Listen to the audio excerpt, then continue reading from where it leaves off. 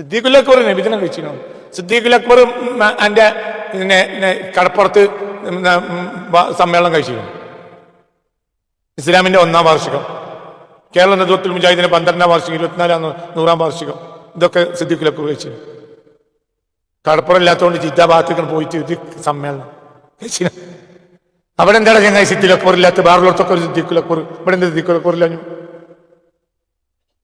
അത് പറയുന്നെ നബിദിനത്തിന് ചോറിന് കൊടുത്ത് മാത്രം സിദ്ദീഖുൽ അക്ബർ.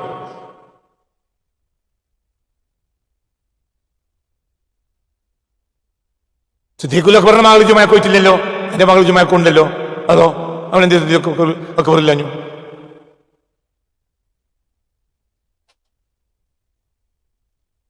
ഉമ്മഹാത്തുൽ മുഅ്മിനീങ്ങളിൽപ്പെട്ട ഏതെങ്കിലും ഒരു പെണ്ണ് ജുമാക്കോ ജമാഅത്തിനോ പങ്കെടുത്തതായി എന്റെ അറിവില്ലെന്ന് പറഞ്ഞത് ഇമാമുൽ ശാഫിഈയാണ് റളിയല്ലാഹു അൻഹു. എന്റെ മകളെ നേരെ വെള്ളിയാഴ്ച നേരത്തെ കൊണ്ടുണ്ടല്ലോ. സിദ്ദീഖുൽ അക്ബറിന്റെ മകളെ കൊണ്ടിരുന്നു. സിദ്ദീഖുൽ അക്ബറും മകളും കൂടി ഓട്ടോറിക്ഷ വിളിച്ചാണ് ജുമാക്ക്. അവിടെ എന്താ സിദ്ദീഖുൽ അക്ബർ ഇല്ലാഞ്ഞു? നബിയെ മനസ്സിലാക്കുക ഈ ലോകത്തിലൊക്കെ അത്രയും രഹസ്യങ്ങളാണ് നബിയിൽ കിടക്കുന്നത്. നമ്മൾ ആ നബിയിൽ നിന്ന് നമുക്കുള്ള ഒരു ഭാഗം മനസ്സിലാക്കി. നമുക്ക് നിസ്കരിക്കണം, നോമ്പ് വിൽക്കണം, ഹജ്ജ് ചെയ്യണം, സക്കാത്ത് കൊടുക്കണം, അതാണ് അതിന്റെ ഭാഗം. അത്ര തന്നെ. വലിയൊരു സാഹിത്യകാരനെ ഒരു പെണ്ണ് കല്യാണം കഴിച്ചു നോക്കുക. പെണ്ണിന്റെ ഭർത്താവ് വലിയൊരു സാഹിത്യകാരനെ. അവൾക്ക് സാഹിത്യം അറിയില്ല, കവിത അറിയില്ല. അവൾക്ക് ഇയാൾ എന്തെങ്കിലും കൊണ്ടേ കൊടുത്താൽ ഉണ്ടാക്കിയിട്ട് തിന്നാൻ കൊടുക്കാൻ അത്രയും. എങ്കിൽ അവൾ ഇയാളെ ഉൾക്കൊണ്ടിട്ടില്ല. വളരെ അളവ് അവരളവ് അവൾ ഉൾക്കൊണ്ടിട്ടുണ്ട്, അറിയും, അത്രയും. അല്ലാതെ അയാളെ അവൾ ഉൾക്കൊണ്ടിട്ടുണ്ടെങ്കിൽ അങ്ങനെ കണ്ടാൽ പോലെ. ഒരു ഉദാഹരണം, ചെറിയൊരു ഉദാഹരണമായി പറഞ്ഞു, ചെറിയൊരു ഉദാഹരണമാണ് ഈ പറഞ്ഞത്. നമുക്ക് അള്ളാഹുവിന്റെ റസൂലിന് നിസ്കരിക്കണം, നോമ്പ് വിൽക്കണം, മുഞ്ചിൽ ഖലായിഖി മിൻ ജഹന്നമ, അതാണ് ഇപ്പൊ താങ്ങി പിടിച്ച് പറയുന്നത്. എല്ലാവരും നരകത്തിൽ നിന്ന് രക്ഷപ്പെടുത്തുന്ന ആള്. അത് നരകം അള്ളാഹുവിന്റെ റസൂലിലേക്ക് ചേർത്ത് നരകനെത്താൻ. എന്റെ ഫാത്തിമയെ കണ്ടപ്പോൾ നരകത്തിന് പേടിയാവുന്ന റസൂലാണ്. പിന്നെ തന്നെ പിന്നെ മുഞ്ചിൽ ഖലായിഖിന്. അതൊക്കെ ഇപ്പൊ എത്രയേ ഉള്ളൂ എന്ന് പറഞ്ഞാൽ തന്നെ. ഞങ്ങൾ സ്കൂൾ പോയിരുന്ന കാലത്ത് ഉപ്പുമാവ് പുറത്ത് കിട്ടും. അപ്പൊ ഉപ്പുമാവ് പിന്നെ ഉണ്ടാക്കി കൊടുക്കുന്ന ഒരു ചേട്ടത്തിണ്ട്. ചേട്ടത്തിനോട് ചേട്ടത്തിക്ക് ഇടക്കിടക്ക് സൂക്കറായിട്ട് വരാതെ വെക്കും. അപ്പൊ തലേന്ന് തന്നെ എല്ലാവരും ചോദിക്കും, ചേട്ടത്തിന് ആളുണ്ടാവില്ലേ? ഉണ്ടായാലേ ഒരു സ്കൂൾക്ക് വരുള്ളൂ. ഒരു വരുന്നത് ഉപ്പുമാവ് തിന്നാൻ വേണ്ടിയിട്ടാണ്. അതാണ് ഓലെ സ്കൂളിന്റെ ലക്ഷ്യം. അത്രയുള്ളൂ.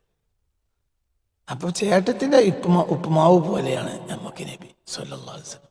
അത്രയുള്ളൂ. നമുക്ക് നബി ആണ് നരകത്തിന്റെ രക്ഷപ്പെടും. നരകം എന്ന് പറഞ്ഞാൽ എത്ര വലിയൊരു സംഭവമാണ്. അള്ളാഹുവിന്റെ റസൂലിലേക്ക് എത്തിയാൽ അത് സംഭവമില്ലല്ലോ. സ്വർഗ്ഗ ഒരു സംഭവമാണ്, നരകം ഒരു സംഭവമാണ്. മനസ്സിലാവുണ്ട് പറയാം. അതൊക്കെ ഈ തീപ്പെട്ടിക്കൊള്ളിന്റെ വിലയുള്ള ഈ നരകം സ്വർഗ്ഗം റസൂലിലേക്ക് എത്തിയാൽ. റസൂൽ എന്ന് പറഞ്ഞാൽ ആരാ?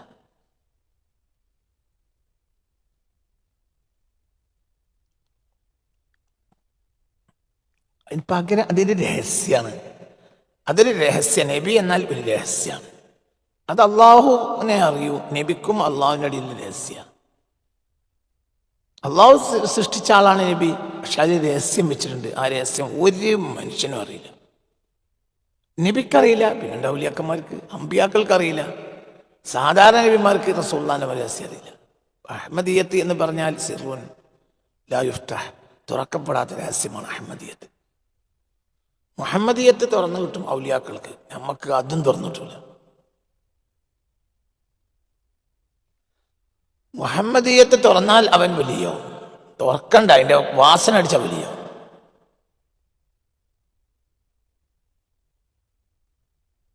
അഹമ്മദിയത്തും ലാ യുഫ്തഹ്. അഹമ്മദിയത്ത് എന്ന് പറഞ്ഞാൽ ലാ തുഫ്തഹ്, ഒരിക്കലും തുറക്കപ്പെടാത്തൊരു സാധനം അഹമ്മദിയത്ത്. അതാർക്കും അറിയില്ല. സിറും ബൈന മുഹമ്മദിൻ വബൈന റബ്ബിഹി, അള്ളാഹുവിൻ്റെയും റസൂലുള്ളാഹിൻ്റെയും ഇടയിലുള്ള രഹസ്യമാണ് അഹമ്മദിയത്ത്. ഖുർആനിലാകെ അഹമ്മദി എന്ന വാക്ക് ഒരു വട്ടം പറഞ്ഞു. എന്തുകൊണ്ട്? അത് രഹസ്യമാണ്. ആർക്കും അതിൽ ഗവേഷണം നടത്താൻ കഴിയില്ല. പിന്നെ എങ്ങനെ? അപ്പൊ അങ്ങനെയുള്ള ഒരു റസൂല് എന്ന് പറഞ്ഞാൽ അല്ല. ഇബ്രാഹിം നബി എന്ന് പറഞ്ഞാൽ രണ്ടാമത്തെ മഹാനാണ്, മൂസാ നബി മൂന്നാമത്തെ മഹാനാണ്, ഈസാ നബി നാലാമത്തെ മഹാനാണ്, നൂഹ് നബി അഞ്ചാമത്തെ മഹാനാണ്. അതന്നെ ഞാൻ മനസ്സിലാക്കണ കാര്യം എന്ന് പറഞ്ഞാൽ ഒരാൾക്ക് 100 മാർക്ക് കിട്ടി, ഒരാൾക്ക് 10 മാർക്ക് കിട്ടി, ഒരാൾക്ക് 9 മാർക്ക് കിട്ടി, ഒരാൾക്ക് 7 മാർക്ക് കിട്ടി, ഒരാൾക്ക് 8 മാർക്ക് കിട്ടി. ശരി, അപ്പൊ 100 മാർക്ക് കിട്ടിയ ആൾ ഫസ്റ്റ്, 10 മാർക്ക് കിട്ടിയ ആൾ സെക്കൻഡ്, 9 മാർക്ക് കിട്ടിയ ആൾ തേർഡ്. പിന്നെ വല്ല അകലെത്രയാ? അകലെത്രയാ? ഒരാൾക്ക് 100 മാർക്ക് കിട്ടിയിട്ട് മറ്റേ ആൾക്ക് 99 മാർക്ക് കിട്ടുമ്പോഴല്ലേ ആ സെക്കൻഡിന് വിലയുള്ളൂ. ഒറ്റയാൾക്ക് കിട്ടിയ 10 പക്ഷെ ഇടയിൽ ആളില്ലാത്തതുകൊണ്ട് അയാളാണ് സെക്കൻഡ്. അതാണ് മുഹമ്മദ് മുസ്തഫ എന്ന് എനിക്ക് മനസ്സിലാവുന്നതാണ് ഞാൻ ഈ പറഞ്ഞത്. റസൂലുള്ളാഹി എന്ന് പറഞ്ഞാൽ ഒരു സംഭവമാണ്. അങ്ങനെ ഒരാളും സംഭവമല്ല, ഒന്നും സംഭവമല്ല, അർശ് സംഭവമല്ല. അള്ളാഹുവിന്റെ റസൂലിനെ തൊട്ട മണ്ണ് അർശിനേക്കാൾ വിലയുള്ളതാണ് എന്നാണ് പണ്ഡിത മതം. മണ്ണ്, പച്ച മണ്ണ്. ഇപ്പോൾ നബി സല്ലല്ലാഹു അലൈഹി വസല്ലമ തങ്ങളെ തൊട്ട് കിടക്കുന്ന മണ്ണില്ലേ, തുർബത്തു ഖബ്രിഹി ഷരീഫ്, ഷറഫാക്കപ്പെട്ട ആ ഖബറിലെ മണ്ണില്ലേ, ആ മണ്ണ് അഫ്ളലാണ് മിനൽ അർശി വൽ കുർസി വൽ ലൗഹി വൽ ഖലം. അർശിനേക്കാൾ വിലപ്പെട്ടത് നബി അല്ലത്. പിന്നെന്താണത്? നബിയെ തൊട്ട് ഖബറിൽ കിടക്കുന്ന മണ്ണ് അഫ്ളലു മിനൽ അർശാണ്, അർശിനേക്കാൾ വിലപ്പെട്ടാണ്. അപ്പൊ നബി ആരാ?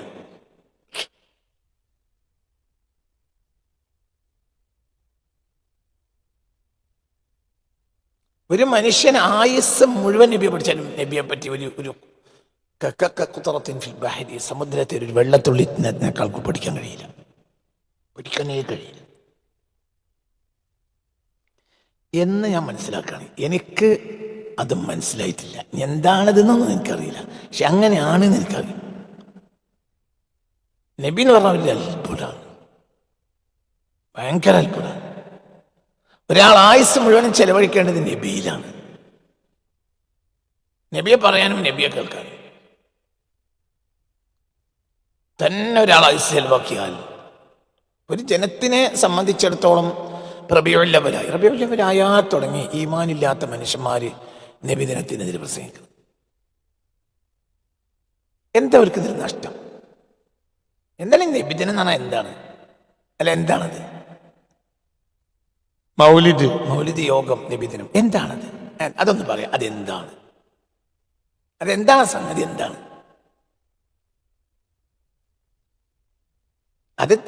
അതെന്താണെന്നാൽ അത് ഇത്രയേ ഉള്ളൂ. എന്ത്? അത് അള്ളാഹുവിന്റെ ഹബീബിൽ സന്തോഷിക്കലാണ്, സല്ലല്ലാഹു അലൈഹി വസല്ലം. അള്ളാഹുവിന്റെ ഹബീബിൽ അത് സന്തോഷിക്കലാണ്. എങ്ങനെയും തഅ്ളീം, എങ്ങനെയും ഒരാൾ നബിദിനം പ്രമാണിച്ച് പുതിയൊരു വസ്ത്രം എടുത്തു, തഅ്ളീം മുഹമ്മദാണ്, ഫഇന്നഹു മഅ്ജൂറുൻ, ഞാൻ കൂലി കിട്ടും. എന്തുകൊണ്ട്? അയാൾ ഫഖദ് അഅ്ളമ അളീമ ഖൽഖിഹി തആല, അല്ലാഹു സുബ്ഹാനഹു വ തആലയുടെ ഏറ്റവും മഹാനായ സൃഷ്ടിയെ ബഹുമാനിച്ചിട്ടാണ് പുതിയൊരു കുപ്പായം എടുത്തത്. റബീഉൽ അവ്വൽ പ്രമാണിച്ച് അയാളെ വീടിൽ പെയിന്റ് അടിച്ചു, കൂലി കിട്ടും. അയാൾ ബഹുമാനിച്ചത് അള്ളാന്റെ ഹബീബിനെയാണ്.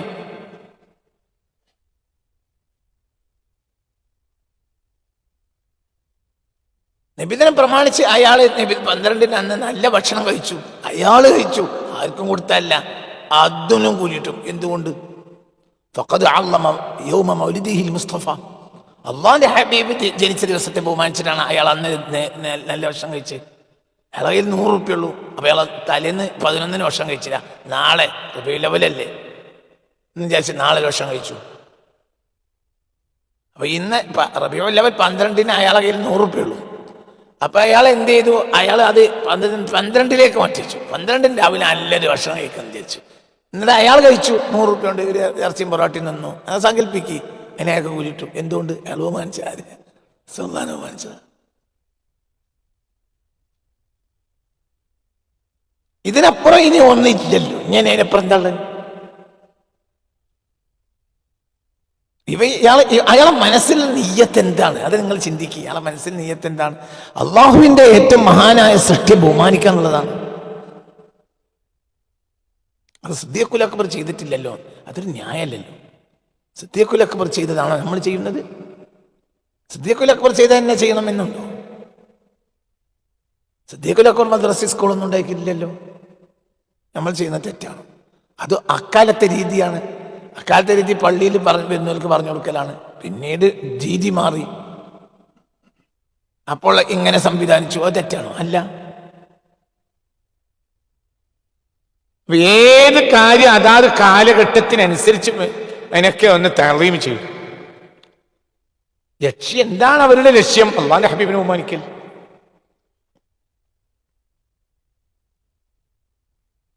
എന്തും അങ്ങനെയല്ലേ. നമ്മളെ മോളെ കെട്ടിച്ചു. ആ മോളെ കെട്ടിക്കുന്ന നേരത്തെ നമ്മൾ 100 പവൻ സ്വർണം കൊടുത്തു ഉള്ളോന്. ഇസ്ലാമിന്റെ നിയമം എന്താ? ഇസ്ലാമിൽ വാജിബുണ്ട്, ഇസ്ലാമിൽ സുന്നത്തുണ്ട്. എന്നാലേ അയാൾക്ക് കൂലിട്ടൂലേ? 100 പവൻ പൊന്നെ അയാൾ മാൾക്ക് കൊടുത്ത കൂലിട്ടൂല? കൂലിട്ടു. എന്തുകൊണ്ട്? അയാൾക്ക് അല്ലാഹു സുബ്ഹാനഹു വ തആല നൽകിയ ഒരു മകളോട്, അല്ലാഹു സുബ്ഹാനഹു വ തആല നൽകിയ ഒരു മകളോട് കാണിച്ച ആദരവാണ്. ഇസ്ലാമിലെ ഒരു നിർബന്ധം അയാൾ 100 പവൻ കൊടുക്കലും 10 പവൻ കൊടുക്കലും 1 പവൻ കൊടുക്കൽ നിർബന്ധം. അങ്ങനെ 100 പവൻ സിദ്ദീഖുൽ അക്ബർ കൊടുത്തിരുന്നു. അയാളെ മകളെ കെട്ടിച്ചപ്പോൾ അയാൾ ആകെ തോരണം തൂക്കി. ഹലാലോ ഹറാമോ? അയാൾ നല്ല ലേറ്റ് അറേഞ്ച്മെന്റോ അതും ഇതും ആകെ ഭയങ്കര ചമയിച്ചു. അത് ഹലാലോ ഹറാമോ? പറയ്, അത് കേൾക്കാൻ എനിക്ക്.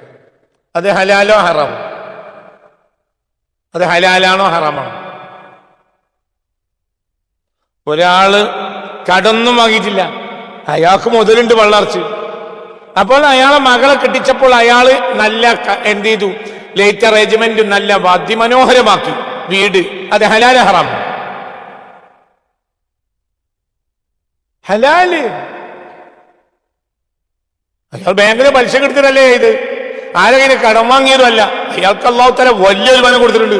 അതിനനുസരിച്ച്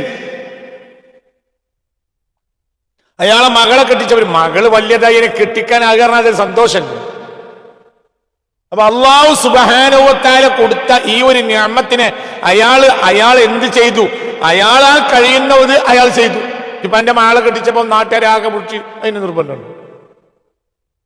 എന്നാൽ കൊടുക്കണ, നിനക്ക് കൊടുക്കണതിന്റെ പരമാവധി വെച്ച് കൊടുത്തു. ഇത് സത്യം തന്നെയല്ല. 100 രൂപ കൊടുത്തില്ല, നിനക്ക് കഴിയൂല, എനിക്കും കഴിയൂല, കൈനാലത്ത് ചെയ്യുകയും ചെയ്യും. ഇസ്ലാമിൽ വാജിബുണ്ടോ? സിദ്ദീഖുൽ അക്ബർ ചെയ്തിട്ടുണ്ടോ? ഉമർ ഇബ്നുൽ ഖത്താബ് ചെയ്തിട്ടുണ്ടോ? എന്താ പറയുന്നൊക്കെ വായന? എന്താ ഇവിടെ മാത്രം സിദ്ദീഖുൽ അക്ബർ, ബാക്കിയുള്ളടത്തൊന്നും സിദ്ദീഖുൽ അക്ബറിനെ കാണാനില്ലല്ലോ. സിദ്ദീഖുൽ അക്ബർ നബിദിനം കഴിച്ചിരുന്നു. സിദ്ദീഖുൽ അക്ബർ എന്റെ കടപ്പുറത്ത് സമ്മേളനം കഴിച്ചിരുന്നു. ഇസ്ലാമിന്റെ 1ാം വാർഷികം, കേരള നദുവത്തുൽ മുജാഹിദിന്റെ 12ാം വാർഷികം, 24ാം 100ാം വാർഷികം, ഇതൊക്കെ സിദ്ദീഖുൽ അക്ബർ കഴിച്ചിരുന്നു. കടപ്പുറമില്ലാത്തതുകൊണ്ട് ജിദ്ദ ഭാഗത്തേക്ക് പോയിട്ട് ഇത് സമ്മേളനം കഴിച്ചിരുന്നു. അവിടെ എന്താണ് ചങ്ങായി സിദ്ദീഖുൽ അക്ബർ ഇല്ലാത്ത? ബാറുള്ളവർക്കൊക്കെ ഒരു സിദ്ദീഖുൽ അക്ബർ, ഇവിടെ എന്താ സിദ്ദീഖുൽ അക്ബർ ഇല്ലാഞ്ഞു? അത് പറയുക തന്നെ. നിബിദിനത്തിന് ചോറിന് കൊടുത്ത് മാത്രം സിദ്ദീഖുൽ അക്ബർ.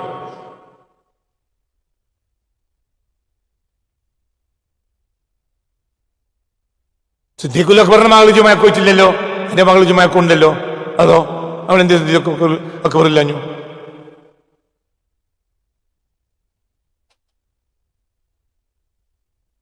ഉമ്മഹാത്തുൽ മുഅ്മിനീങ്ങളിൽപ്പെട്ട ഏതെങ്കിലും ഒരു പെണ്ണ് ജുമാക്കോ ജമാഅത്തിനോ പങ്കെടുത്തതായി എന്റെ അറിവില്ലെന്ന് പറഞ്ഞത് ഇമാമുൽ ശാഫിഈയാണ് റളിയല്ലാഹു അൻഹു.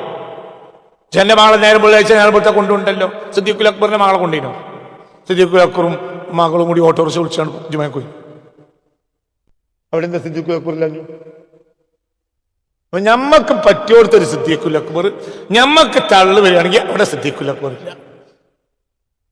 അതൊക്കെ ഞഞ്ഞാ പിഞ്ഞാ പറയാൻ നമ്മളിങ്ങനെ സൗകര്യത്തിനൊരു സിദ്ദീഖിനെയും ഉമർ ബിൻ ഖത്താബിനെയും മടക്കി ചുറ്റി കൊണ്ടെടുക്കുക.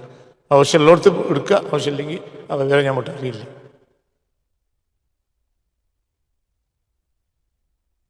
ഇതൊക്കെ മനുഷ്യന് കൂലി കിട്ടും. എൻ്റെ മകളെ കെട്ടിച്ചപ്പോൾ 50 100 എന്നാ കല്യാണം കഴിഞ്ഞാൽ എത്ര കൊടുത്തു, കൂലി കിട്ടും. അതെന്തേ? അള്ളാഹു നിനക്ക് മുതലും തന്നു മകളെയും തന്നു, അപ്പൊ ഒരു ബഹുമാനം അല്ലെ? അങ്ങനെ തന്നെയല്ലേ? അതിന് നമ്മൾ നേരത്തെ ഒരുങ്ങുന്നുണ്ടല്ലോ. കുട്ടിയുടെ കയ്യും കാര്യം വലിയതാണോടുകൂടെ നമുക്ക് എന്തായി, പ്രശ്നെ കെട്ടിക്കണല്ലോ, എന്തേലും കാര്യമായി കൊടുക്കണ്ടേ? ഇത് ഇസ്ലാമിലുണ്ടോ? നബിദിനത്തിന്റെ കുലാബിയിൽ മാത്രമല്ലല്ലോ ഉള്ളത്, ബാക്കി ഇതിൽ എന്തൊക്കെ ഉണ്ട്? അപ്പൊ ഇതൊക്കെ നമ്മൾ മനസ്സിലാക്കി. എന്തിന് കൂലി കിട്ടും? എന്നെ നെയ്യത്ത് കള്ളോ ഈ കൊടുത്താൽ കൂലി കിട്ടും. കല്യാണത്തിനല്ല ചോറ് വെച്ചു കൊടുത്തു. ചോറ്, മന്തി, ബിരിയാണി, എന്താ പറയാ ഫിഷ് ബിരിയാണിക്ക് അങ്ങനെ, ഫിഷ് മോളി, ഫിഷ് ബിരിയാണി, 65 ഇതൊക്കെ ഒരാൾ കല്യാണത്തിന് ഉണ്ടാക്കി. തെറ്റാണോ? തെറ്റില്ല. അത് ജനങ്ങൾ തിന്നണേ ഉള്ളൂ, വലിച്ചെറിയരുത്. അവനെ ഞാമത്തുണ്ട്, എന്ത് തെറ്റുള്ളത്? അവനെ കഴിയാത്ത കാലത്ത് വേണ്ട. കഴിയാത്ത കാലത്ത് ആരും അങ്ങനെ ചോദിച്ചിട്ടില്ല, വന്നിട്ടില്ല. ഇപ്പൊ കഴിയും. നിങ്ങൾക്ക് പറയണ മനസ്സിലാവുന്ന ചിന്തിക്ക്. പണ്ടത്തെ അല്ല ഇന്നത്തെ കുട്ടി. ഇന്ന് ഭൂമിയിൽ സമ്പത്ത് അധികരിച്ചു. വൈ? എന്തുകൊണ്ട്? ഭൂമിയിൽ 100 കോടി ജനങ്ങൾ മാത്രമുള്ള കാലത്ത് സമ്പത്തില്ല. ഇന്ന് ഭൂമിയിൽ 800 കോടി ജനങ്ങളുണ്ട്. സമ്പത്ത് കുവിഞ്ഞുകൂടി ഭൂമി. എന്തുകൊണ്ട്? നിങ്ങളെയാണല്ലോ ഞാൻ നേരം നോക്കുമ്പോൾ കാണേണ്ടി വന്നത്. വിഡ്ഢികൾ എന്ന് പറഞ്ഞാൽ പോലും വിഡ്ഢികൾ കേസ് എടുക്കും.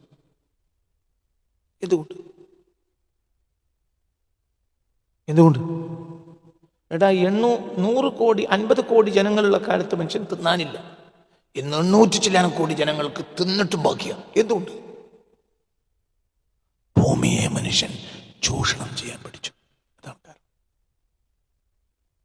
അതാണ് വെൽത്തിന്റെ ബേസ്. മോഡേൺ വെൽത്തിന്റെ ബേസ് എന്ന് പറഞ്ഞാൽ ചൂഷണമാണ്. എന്തിനെ ചൂഷണം ചെയ്തു? ഭൂമിയെ ചൂഷണം ചെയ്തു. പഴയ കാലത്ത് ആളുകൾ മുകളിലുള്ളത് മാത്രമേ എടുക്കുള്ളൂ.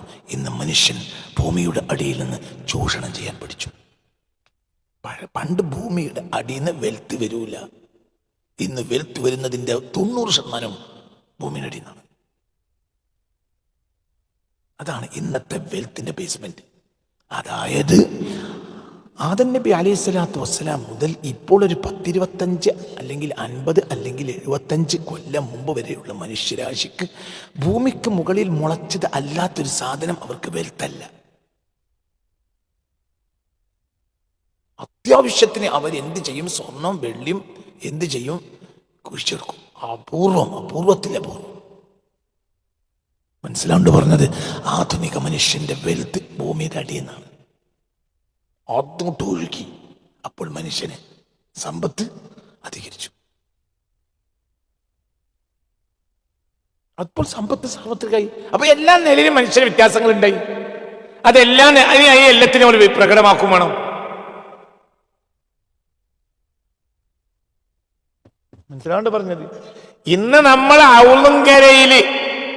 ഔളുങ്കരയിൽ ഉളുവെടുത്തിട്ട് ചവിട്ടി കാല് നന്നാക്കാനുള്ള ഒരു ചവിട്ടി ഒരു കാലത്ത് 100 കൊല്ലം മുമ്പ് വരെ മെഹ്റാബിലില്ല. എന്റെ കാരണം വെൽത്തധികരിച്ചു. അപ്പൊ എല്ലാത്തും വ്യത്യാസം വന്നു. അപ്പൊ എല്ലാത്തും വ്യത്യാസം വരും വേണം.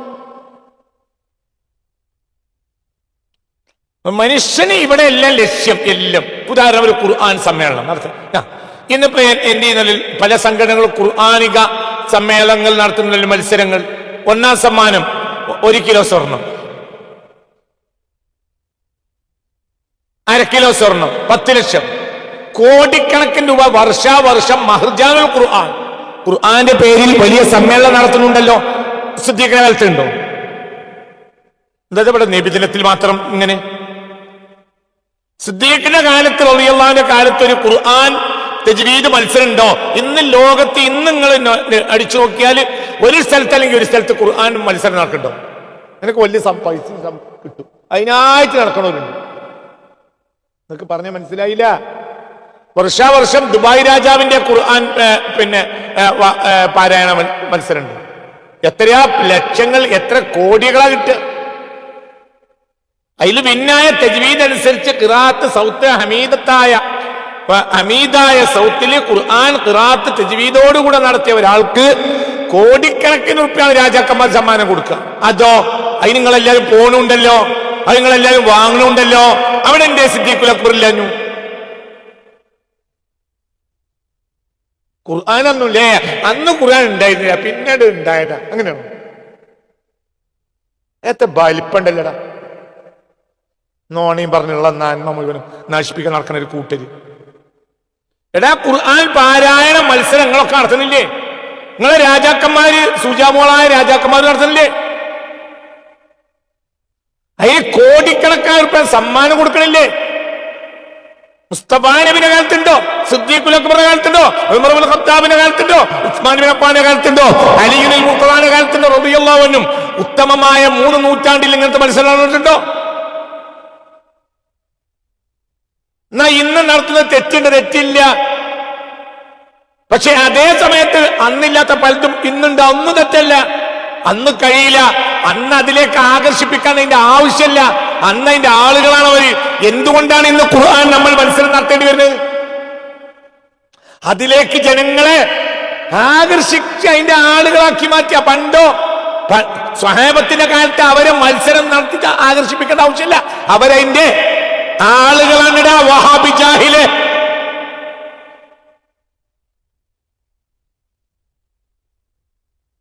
ഉത്തമ നൂറ്റാണ്ടുകളിൽ അവരെ ഒരു വലിയ സമ്മേളനം, വലിയ എന്താ പറയാ, ഖുർആൻ സമ്മേളനം.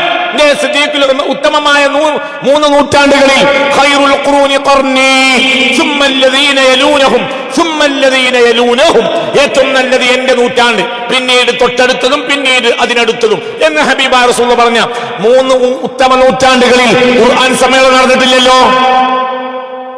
ഖുർആന്റെ പേരിൽ മത്സരം നടന്നിട്ടില്ലല്ലോ. അതിന്റെ പേരിൽ സമ്മാനങ്ങൾ കോടിക്കണക്കിന് കൊടുക്കലോ നടന്നിട്ടില്ലല്ലോ. എന്തുകൊണ്ട്? അന്ന് അതിലേക്ക് ജനങ്ങളെ ആകർഷിപ്പിക്കേണ്ട ആവശ്യം ഇല്ല. അവരതിന്റെ ആളുകളാണ്. ഇന്നത് ചെയ്യണ എന്തിനാണെന്നറിയോ? ഖുർആൻ ഒരു സംഭവമാണെന്ന് എന്തിനാടെ രാവിലെ അവിടെ വന്നിരിക്കണേ? ഖുർആൻ ഒരു സംഭവമാണെന്ന് മനുഷ്യ മനസ്സുകളിൽ തോന്നിപ്പിക്കൽ. അതിനെന്ത് വേണം? ഖുർആന്റെ ഒരു സമ്മേളനം, തജ്വീദിൽ ഭിന്നായ ആൾക്ക് 10 കോടി രാജാവ് പ്രഖ്യാപിച്ചാൽ ഇത് കേൾക്കണ കോടാനക്കോടി ജനങ്ങൾക്ക് എന്റെ മനസ്സിൽ വരും, ഖുർആൻ ഒരു സംഭവമാണ്. എന്റെ കുട്ടി.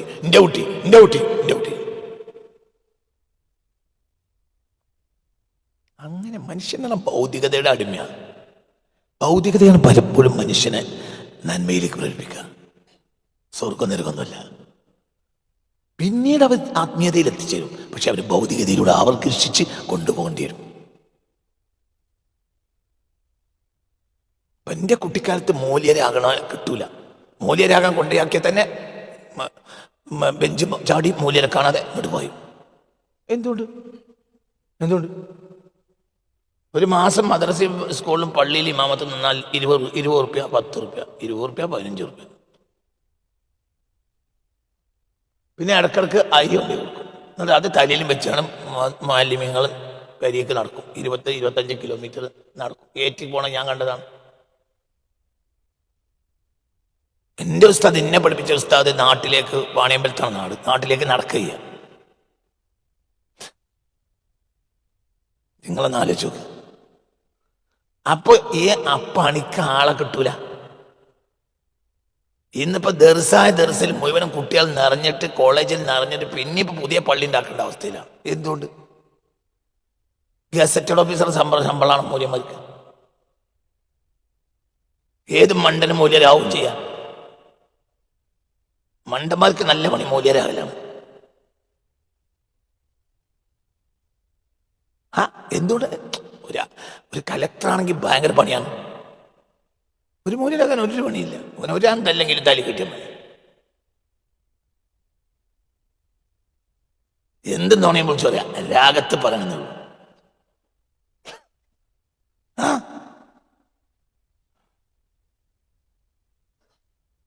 പഴയകാലത്ത് വയറെന്ന് പറഞ്ഞാൽ ഒരാൾ വയറെന്ന് പറഞ്ഞാൽ ഒരു 10 റുപ്യ കിട്ടിയാൽ തന്നെ കമ്മിറ്റിക്കാർ 5 റുപ്യ എടുത്ത് 5 റുപ്യ ഇങ്ങോട്ട് കൊടുക്കും. ചന്തൊക്കെ എൻ്റെ പാപ്പ പറയുന്ന ഒരു സംഭവമുണ്ട്. ഒരു നാട്ടിലവിടെ ഒരു അങ്ങാടി ഉണ്ട്. അപ്പം അങ്ങാടിയിൽ ഒരു മൂലയിൽ നടന്നു നോക്കുകയാണെങ്കിൽ എൻ്റെ വാപ്പ പറയും അവിടെ ഒരു 3-4 ആള് പെട്ടിമരിക്കും. അപ്പോൾ ഓൽക്കൊരു തമാശയാണ്, എന്നാൽ ഒരു വരുമാനമാണ്. അപ്പോൾ ഒരു മൂലയിൽ നടന്നാണ്, മൂലിയാരെ നിങ്ങൾക്കൊരു ബയർലറിയാൻ കഴിയുമോ? ബയർലർ ഇയാൾ ബയർലർ തുടങ്ങുന്നതോടുകൂടെ പിരിപ്പിക്കാനാവും. എന്നിട്ട് പിരിവൊക്കെ കഴിഞ്ഞിട്ട് മൂലിയർക്ക് പൗതിയും ആക്കും, പൗതി ഓൽക്ക്. ഇത് ബാപ്പഞ്ഞോട് 100 വട്ടമൊന്നല്ല പറഞ്ഞു, ആ നാടും പറഞ്ഞു, ആ സംഭവം പറഞ്ഞു. അങ്ങനത്തെ കാലത്ത് ആരെങ്കിലും മൂല്യരാകാൻ പോവോ?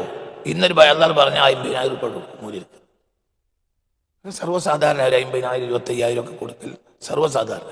ഇന്ന് എന്താ പറഞ്ഞ ബയറിൽ ഈമാൻ ഇസ്ലാമുള്ള ഒരു വാക്ക് പറഞ്ഞിട്ടുണ്ടാവില്ല.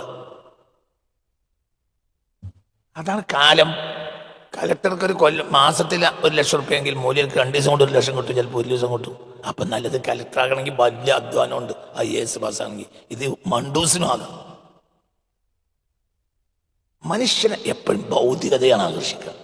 ഇതൊക്കെ സത്യങ്ങളാണ്. ഇതൊക്കെ വളരെ വലിയ സത്യങ്ങളാണ്. അതുകൊണ്ട് മനുഷ്യൻ ഈ ഭൗതികത കണ്ടിട്ടാണ് ഈ മൂല്യരാഗം വരുന്നത്. എപ്പോഴും നന്മയിലേക്ക് മനുഷ്യരെ ആകർഷിതരാകുക അതിൻ്റെ ഭൗതികമായ വഴിയായിരിക്കും. ചിലപ്പോൾ ആത്മീയതയിൽ എത്തിച്ചേർന്നേക്കാം. ഇപ്പം ഈ പരിപാടികളൊന്നും ഇല്ലെങ്കിൽ റസൂലുള്ളാഹിലേക്ക് റബീഉൽ അവ്വലും റബീഉൽ ആഖിറും നമ്മൾ ആലോചിക്കില്ല.